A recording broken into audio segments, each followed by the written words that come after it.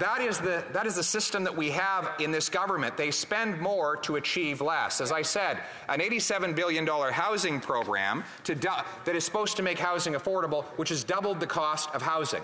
Doubled the rent, doubled the mortgage payment, doubled the needed down payment. Let's go through the numbers. When I was housing minister, the average rent for one bedroom was about $950. Now it's just under $2,000. Wow. The average mortgage payment on an average home, newly purchased, was $1,400. Today it's $3,500. The average down payment for a newly purchased, standard priced home was $20,000. Can you imagine that? No. You can't imagine it now. It almost seems quaint. $20,000 for a down payment. That was only 8 years ago. And now it's over $50,000. Now, the Prime Minister's main criticism of me is that I didn't have big enough bureaucracies at the same time as I was making housing affordable.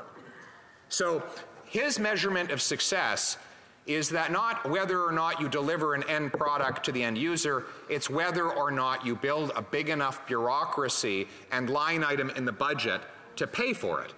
Failing is bad, failing expensively is worse, Mr. Speaker. Boy, has he ever failed. I recently produced a documentary called Housing Hell, How We Got In and How We'll Get Out. Has anybody heard of it? I see some backbench liberals, some random liberals in the backbench over there have even heard of it, and it's nice because they don't really get put to any good use. It's good that they were able to have a quiet 15 minutes to soak in this production. Well, maybe I'll make a few more and it will add up to an hour, and then the member will have something to do with himself when he's away on Christmas break. Maybe that will be the Christmas gift that appears under that member's tree when he wakes up and opens his phone, Mr. Speaker. Now, we have seen an absolute meltdown by the bought and paid for media. First of all, they were furious that I went around them. How dare I communicate directly with Canadians, they said. And so they proceeded with no success to try and poke holes in it. You see, the documentary introduces roughly a new fact every 20 or 25 seconds, and for the entire 15-minute period. And the media was desperate to find an error or a problem, and they couldn't find a single factual error in the entire documentary.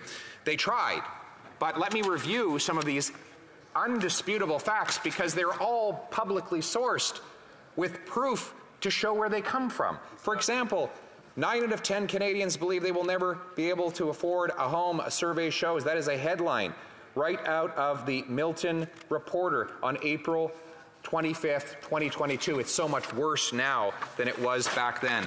This headline from the Globe and Mail: this 57-year-old grandmother didn't choose the van life. The housing crisis chose it for her. That was May of 2023. Imagine the miserable life for this wonderful grandmother after 8 years of this Prime Minister. Then we have that students are forced to live under bridges. That too was a news headline. You know, you might say, well, why are you quoting the media of which you're critical? Because they fail to mention in any of these articles who is the Prime Minister that presided over this housing hell. They fail to assign blame to the person who actually caused the problem in the first place. And then the Radio-Canada recently desperately flailing around trying to find fault with my documentary said I had no proof that it takes 66% of an average family's monthly income to make payments on the average home. Well, the report comes from RBC in their quarterly housing affordability calculation. They've been doing it for 40 years, and it is now higher than it has ever been in their recorded history. Wow. That's because housing costs have not only grown, but they have vastly outgrown our very poor and miserable wage growth under this Prime Minister. Then they went on to their next excuse, claiming that Canada's housing hell is just part of some global phenomenon. Well, that's an easy claim to dispute and disprove because, of course, our housing hell is so much worse than any other country on earth. For example, Toronto is rated by UBS Bank as the worst housing bubble in the world. Vancouver is the 6th. Both of them were rated as moderately expensive only 10 years ago. If you want a different measure, go to demographia, which has a very simple formula. They divide the average house price in a country or a city by the average income. And based on that measure, Vancouver is the 3rd and Toronto the 10th most overpriced housing market in the world, worse than Manhattan, Los Angeles, Chicago, London, England, and even Singapore, a country with 2,000 times more people per capita, per square kilometer, than Canada has. And therefore, you cannot look at the comparison with the United States. The average American housing prices, depending on the measurement, are 25 to 40% cheaper in border towns. Often, house prices on the Canadian side, 15 minutes away, are double or even triple the cost of south of the border. A two-bedroom in Kitchener now costs more than a castle in Sweden, Mr. Speaker. In fact, the OECD did a measurement of the growth in house prices relative to the growth in incomes in all of the roughly 40 OECD countries, and Canada saw the 2nd worst deterioration of housing affordability since this Prime Minister took office in 2015. So no, you cannot blame it on some global phenomenon. It is a uniquely Canadian hell, and that is a uniquely here and now hell. The Prime Minister is responsible. I find they say, well, the Prime Minister really has nothing to do with housing. From the honourable member from Elmwood, Transcona. Thank you very much, Mr. Speaker. I noticed the time, and of course the Leader of the Official Opposition is entitled to take as much time as he wants, but some of us are beginning to wonder if he's running out the clock so that he doesn't have to take questions and answers, if he's afraid to take questions from the floor, or if he'll be leaving some time for members to ask him questions about his dissertation. I think while the honourable member is grabbing a glass of water, I know the honourable member, the parliamentary secretary, does have a point of order that needs to be done before.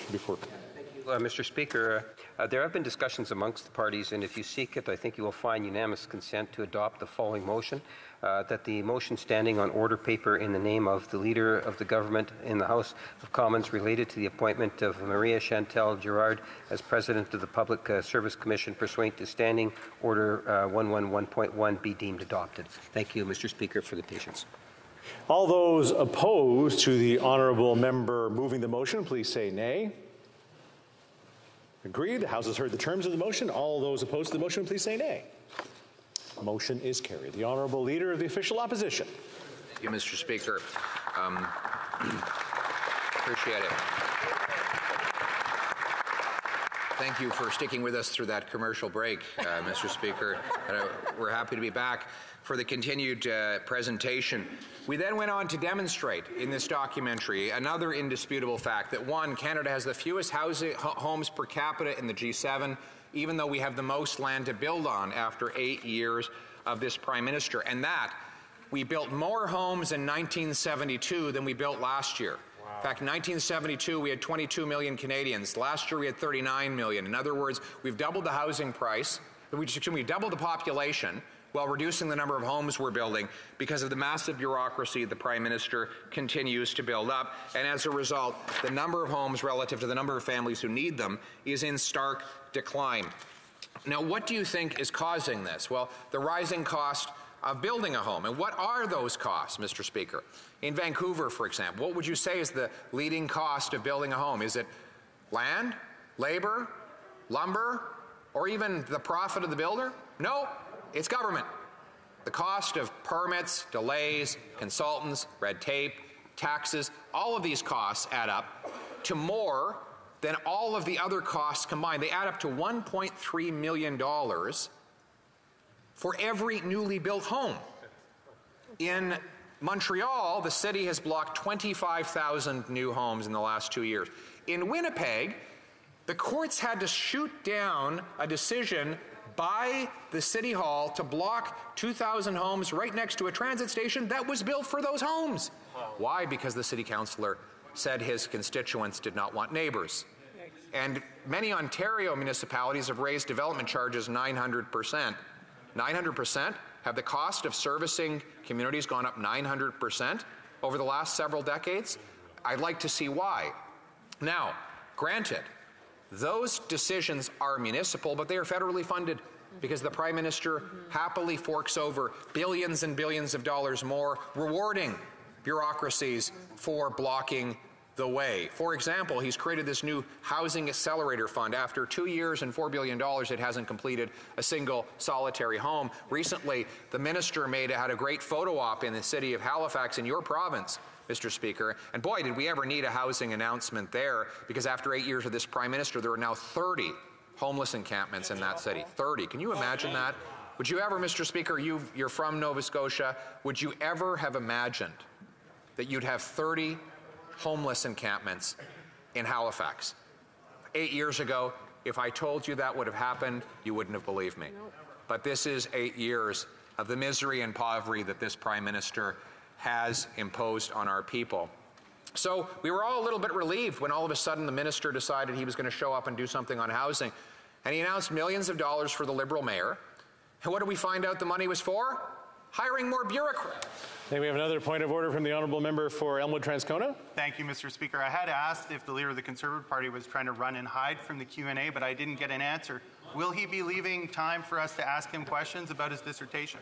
It's not a point of order, but we know that that will be moving on to the next item at about 5:42. So the honourable member does have unlimited time. The honourable leader of the official opposition.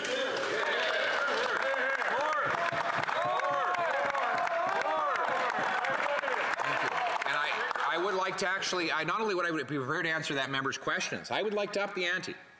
I am prepared to put partisanship aside and put on a multi-partisan screening of my documentary, Housing Hell, How We Got In, How We'll Get Out. And I know that I've offered that before, but what I'm prepared to do is up the offer and make myself available for an hour of question and answer after the screening is done. Very generous. So the member could come and enjoy. I only have an hour. I'm very busy, but I would be happy to have that member come and enjoy the documentary. We'll be showing it in both official languages, of course, dans les deux langues officielles. Les membres du Bloc peuvent venir. In both official languages, members of the Bloc Québécois can come. I know they're allergic to common sense, so it might be hard. Allergic reaction to the common sense in the documentary. But we will be inviting them all to join in a spirit of camaraderie. As we build homes, we reverse the housing hell that this Prime Minister, with the help of the NDP, has caused Canadians, Mr. Speaker. So, don't say I never did anything for you.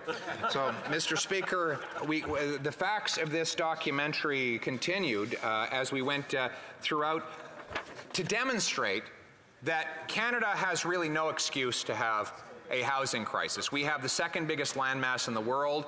We have by far, by many orders of magnitude, the most land per capita of any country in the G7, and I think the sixth biggest supply, give or take, in the world per capita. I think if you spread Canadians out evenly, we'd have something like 33 NFL-sized football fields for every single Canadian. It would be the perfect place to be a hermit. You'd never see another person. We have so much land. Now, obviously, critics will say, well, of course, we have all this land that's far away and nobody can live there. Nonsense. We have land all around and even inside our big cities. We have land right along the strip of the Canada-U.S. border. We have land in the south. Take a drive around Ottawa and see all of the land that's undeveloped, or the tiny little government buildings on massive thousands and thousands of square yards or meters of land that is unused, which could be used for housing if the federal government would unlock it. So there is no excuse. The only thing stopping the construction of housing is government. And by the way, if you doubt this, then explain to me this. The United States has most of its population concentrated in large metropolis centers like New York, Los Angeles, Chicago, Houston, etc. And yet somehow housing is 25 to 45% cheaper there.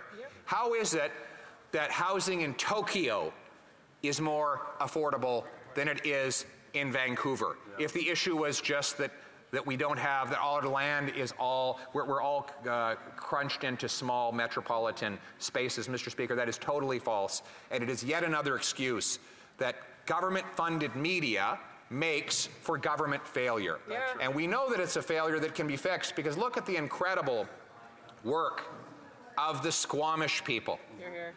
Because they didn't have to worry about the bureaucracy at Vancouver City Hall, they were able to approve and begin building on 6,000 apartments on 10 acres of land. That's 600 units per acre, Mr. Speaker. If they had to go through City Hall, it never would have happened. And those 6,000 wonderful families and couples would not have those homes. But they've demonstrated that if you get the government out of the way and let builders build, then you have more apartments. But unfortunately, that is exactly the opposite of what this Prime. I have a point of order from the honourable member for Milton. Very much, Mr. Chair. I'm also eager to ask questions, but I'm also eager to point out that that was a $1 billion CMHC loan, the largest ever from the federal government, the Squamish Nation. However, we are following debate, and don't forget that once the member is finished, there will be an opportunity for questions and answers. The honourable leader for the official opposition. Mr. Speaker, I love how when the First Nations people do extraordinary things, Liberals show up to take all the credit, right? That's right. You know, he reminds me of the turkey or the rooster, Mr. Speaker, who thought just because he crowed when the sun came up that he made the sun come up, Mr. Speaker. He didn't make the sun come up. He just crowed about it. That's right. It was actually the First Nations people that are building this project, and it's a shame that Liberals try to take credit for it, Mr. Speaker. And if we could just get the Liberals out of the way, we could do many more great things if we could just get this government out of the way, because we know that prior to this government, housing was affordable in this country, taking a fraction of the cost out of a family paycheck to afford a home. And you know, the good thing is, Mr. Speaker, housing was not like this before this Prime Minister, and it won't be like this after he's gone. Now, the second cause of the housing hell, which I pointed out in my documentary, was the rampant money printing that the government unleashed. At the Prime Minister, while it was technically done by the Bank of Canada, it was clearly in total collaboration with the elected government and with the total support and the lack of discipline from the government to print $600 billion. They've created 32% more cash in a period of time when the economy has grown by 4%. In other words, the cash is growing 8 times faster than the stuff that cash buys. They did this through a program called quantitative easing, where the Bank of Canada, where the government sells bonds to the private sector, the Bank of Canada buys them right back at a higher price, profiting the financial institutions, freeing up easy money for government to spend, but also flooding the financial markets with easy cash that is lent out to wealthy investors. In my documentary, I used a Bank of Canada graph demonstrating the total liftoff in the number of homes bought by investors that happened exactly at May. I believe we have another point of order from the honourable member for Elmwood-Transcona, and I'm hoping that it is a point of order. I just would like to give an opportunity to the member. I thought, you know, somebody trying to be Prime Minister might want an opportunity to answer questions, but I see instead he's practicing avoiding answering them. Okay, all right. That's not a point of order. The honourable member has a limited time on this. The honourable député pour Jonquière. The honourable member for Jonquière. I find it very unfortunate what we're seeing from our NDP colleagues. I want to see the leader of the official opposition talk to us about cryptocurrency. I want to hear from him about that. It's very interesting. It's probably in his documentary. No, this is also debate. That's also debate. Le député, l'honorable leader de l'opposition, le temps. Yes, the leader of the opposition has unlimited time to make a speech. L'heure change à 5h42. At 5:42, we'll move on. Mr. Speaker, there's no limit to my speaking time, just like there's no limit to Canada's potential, if only we had some common sense.